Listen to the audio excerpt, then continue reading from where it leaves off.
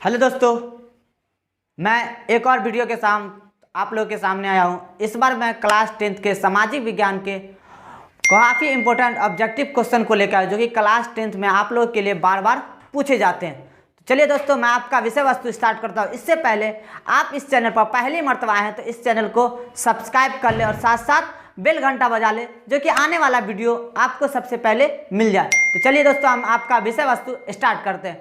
आज का जो पहला ऑब्जेक्टिव क्वेश्चन है कि बिहार में, किसमें, जो हमारा राज्य बिहार जिसमें हम लोग अभी रह रहे हैं, बिहार राज्य में परिवहन का शुभ आरंभ कब से माना जाता है। कहने का मतलब जो ये बिहार राज्य है, इसमें जब रेल का परिचालन हुआ था उसका जो शुभ आरंभ हुआ था वो कब से माना जाता है। फिक्स नहीं है लेकिन माना जाता है। कब से माना जाता है? 1860 ईस्वी से, जो कि एग्जाम में बार बार पूछे जाते हैं कि बिहार में रेल जो परिचालन हुआ था उसका शुभ आरंभ कब से हुआ माना जाता है। तो कब से माना जाता है? 1860 ईस्वी से। 1860 ईस्वी से। नंबर 2 ऑब्जेक्टिव क्वेश्चन है कि सुनामी का प्रमुख कारण क्या है।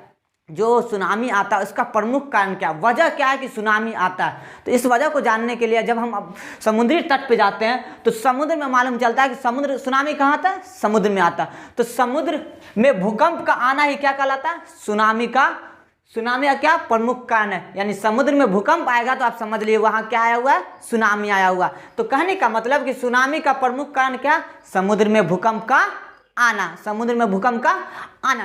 नंबर 3 ऑब्जेक्टिव क्वेश्चन, लंबे समय का सूखा बदल जाता है।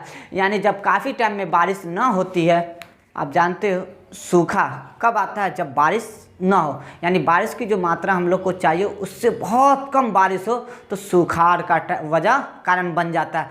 कहने का मतलब जब लंबे समय तक बारिश ना हो, लंबे समय का सूखा यानी लंबे समय में बारिश न हो, यानी लंबे समय का सूखा बदल जाता है। वो किस में बदल जाता है?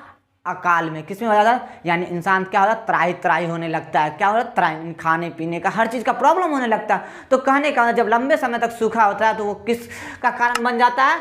किस में बदल जाता है? वो अकाल में। किस में बदल जाता है? अकाल। लगता है कि अकाल आ गया, अब दुनिया नष्ट हो जाएगी। सूखा होने की वजह यही बनती है। नंबर 4, भारत में टेलीफोन की सेवाएं कब प्रारंभ हुई थी। कहने का मतलब जो हमारे भारत यानी इंडिया में टेलीफोन, पहले जो टेलीफोन अभी तो कुछ देखने को मिलते, पहले कुछ के घर में टेलीफोन जरूर था। तो भारत में जो टेलीफोन है उसकी सेवाएं कब आरंभ हुई थी, यानी कब से शुरुआत हुई थी। तो कब से हुई थी? 1861 ईस्वी में। आप ये सब क्वेश्चन खासकर एसएससी, बैंकिंग, रेलवे सब में भी पूछे जाते हैं कि भारत में टेलीफोन की सेवाएं कब प्रारंभ हुई थी। तो 1881 ईस्वी में। कब हुई थी? 1881 ईस्वी में। नंबर 5, यंग यूरोप की स्थापना किसने की। ये जो यंग यूरोप इसकी स्थापना किसने की थी? तो किसने की थी? मेजिनी ने, जो कि एग्जाम में बार बार पूछे जाते हैं कि यंग यूरोप की स्थापना किसने की थी। दोस्तों, अभी तक इस चैनल को सब्सक्राइब ना किए तो मैं फिर से बोल रहा हूँ, इस चैनल को सब्सक्राइब कर ले, साथ साथ शेयर भी करें, जिससे कि आपके जो भी क्लासमेट है वो इस वीडियो को देखकर एग्जाम में अच्छे से अच्छे मार्क्स ला सके, और साथ साथ लाइक और कमेंट भी करें। तो दोस्तों, फिर मैं आपका विषय वस्तु पर चलता हूँ। अगला है जालबेराइन की स्थापना किस राज्य ने की। यानी जो जालबेराइन है उसकी स्थापना किस राज्य ने की। तो उसकी स्थापना किस राज्य ने की थी? पर्सा ने। किसने? पर्सा ने। ये 2017 में भी ये क्वेश्चन पूछे गए थे कि जालबेराइन की स्थापना किस राज्य ने की थी। तो किसने की थी? पर्सा ने। किसने की थी? पर्सा से। नंबर 7, रक्त और लौह की नीति का अवलंबन किसने दिया। कहने का मतलब कि रक्त और लौह की नीति का अवलंबन यानी इसका नारा किसने क्रिएट किया था। रक्त और लौह की नीति का अवलंबन किसने किया था? बिस्मार्क ने। किसने किया था? बिस्मार्क ने। जो कि आपके क्लास 10th में बार बार ऑब्जेक्टिव क्वेश्चन में ये सवाल आपको देखने को मिलेंगे, इसलिए इस चीज़ को याद रख लीजिए कि रक्त और लौह की नीति का अवलंबन किसने किया था? बिस्मार्क ने किया था। किसने किया था? बिस्मार्क। नंबर 8, जिनेवा समझौता किस वर्ष हुआ। कहने का मतलब जो जिनेवा समझौता वो किस वर्ष हुआ। तो किस वर्ष हुआ था? 1954 ईस्वी में। जिनेवा समझौता किस वर्ष हुआ था? 1954 ईस्वी में। कब हुआ था? 1954 ईस्वी में। नंबर 9, अंकोर वाट का मंदिर कहाँ स्थित है। ये जो अंकोर वाट है इसका मंदिर कहाँ स्थित है। अब इस चीज़ को जानने के लिए हम जानते हैं कि अंकोर वाट का मंदिर कहाँ स्थित है, तो कंबोडिया में है। कहाँ स्थित है, कंबोडिया में, जो कि बार बार आपके एग्जाम में पूछे जाते हैं। और अभी तक इस चैनल को सब्सक्राइब, लाइक, कमेंट और शेयर जरूर करते रहिए। फिर नंबर है 10, लखनऊ समझौता कब हुआ। अब जो लखनऊ समझौता हुआ था वो कब हुआ था, ये जो एग्जाम में आप लोग के बार बार पूछे जाते हैं कि लखनऊ समझौता कब हुआ था, तो 1954 ईस्वी में। कब हुआ था, 1954 ईस्वी में। नंबर 11, भारत में वित्तीय राजधानी कहलाती है। जो भारत की जो वित्तीय राजधानी वो कौन सी होती है, भारत की वित्तीय राजधानी कहलाती है। यानी भारत की राजधानी तो नई दिल्ली आप जानते हैं, लेकिन वित्तीय राजधानी कौन है, तो वो क्या है, मुंबई। इस चीज़ को आप ध्यान रखिएगा। सवाल अगर रहेगा कि भारत की राजधानी क्या है, तो नई दिल्ली, लेकिन भारत की वित्तीय राजधानी के बारे में जब आपसे पूछा जाए तो आप वहां पे आंसर क्या टिक मारिएगा ऑब्जेक्टिव में, मुंबई। जहां ऑप्शन रहेगा ए, बी, सी, डी में से जिसमें मुंबई अगर सी पे रहेगा तो सी को आप ब्लैक पेन या ब्लू पेन यानी बॉल पेन से घेर दीजिए, तो आपका राइट आंसर होगा। नंबर 11, संघीय व्यवस्था में सरकार होती है। ये जो संघीय व्यवस्था, उसमें सरकार क्या होती है, बहुदलीय होती है। कहने का मतलब एक से अधिक दल मिलकर तब गवर्नमेंट बनाती है, यानी सरकार बनाती है। तो कहने का मतलब संघीय व्यवस्था में सरकार क्या होती है, बहुदलीय होती है। नंबर 13, लोकसभा में निर्वाचन हेतु कुल सीटों की संख्या।